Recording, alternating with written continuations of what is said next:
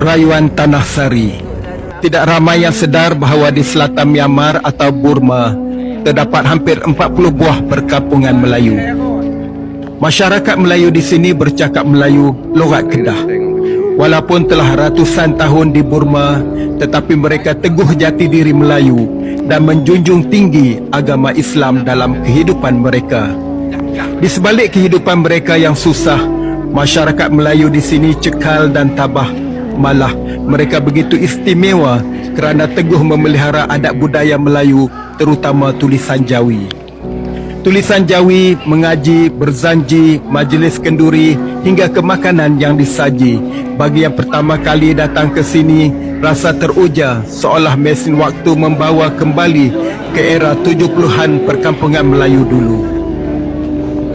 Sesungguhnya mereka adalah Melayu sejati. Leluhur mereka berasal dari tanah Melayu, selatan Myanmar, dulunya Tanah Sari di bawah Kedah Tua.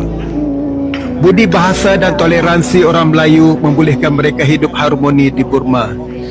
Sungguh menyedihkan, walaupun perkampungan mereka di Burma hanya dipisahkan sempadan Thailand dan Malaysia, namun sekian lama mereka terpinggir.